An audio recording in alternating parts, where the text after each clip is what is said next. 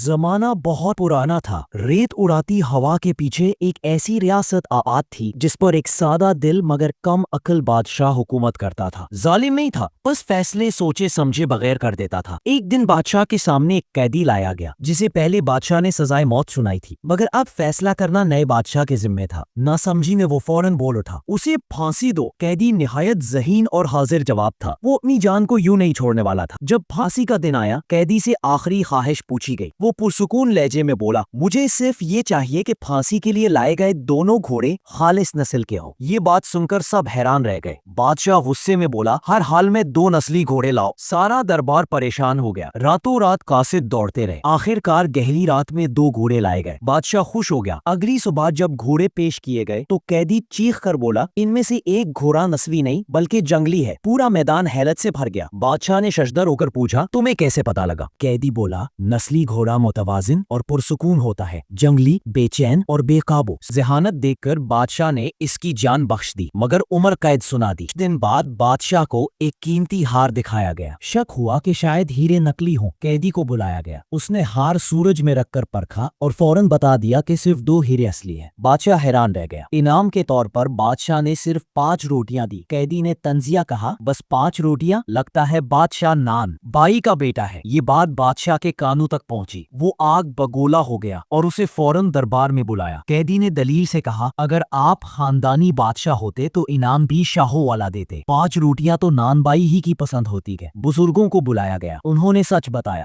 بادشاہ کے والد واقعی نان بائی تھے جو بہادری کے باعث تخت تک پہنچے تھے۔ بادشاہ حیرت میں ڈوب گیا۔ بادشاہ نے پوچھا، تمہارا جرم کیا ہے؟ قیدی نے سچ بیان کیا، میں اس خاندانی بادشاہ کا نواسا ہوں جس کے تخت پر آپ بیٹھے ہیں۔ مجھے ڈر کے مارے قید کیا گیا کہ کہیں میں میرا حق نہ مانگ لوں۔ بادشاہ کی آنکھیں نم ہو گئیں۔ بادشاہ نے اس کے قدم چوم کر کہا، آج سے تخت تمہارا ہے، میں نے تم سے زیادہ عقل مند کوئی نہیں دیکھا۔ یوں ایک قیدی تخت نشین بن گیا اور سچ ثابت ہوا، جسے اللہ چاہے بادشاہ بنا دے، کسی قید خانے کی دیواریں اسے روک نہیں سکی۔ تو یہ کہانی سکھاتی ہے کہ عقل، سچائی اور نصیب تینوں مل کر انسان کی دنیا بدل دیتے ہیں۔ اگر کہانی پسند آئی ہو تو لائک اور سبسکرائب ضرور کریں اور ہمیں بتائیں آپ کس شہر سے دیکھ رہے ہیں۔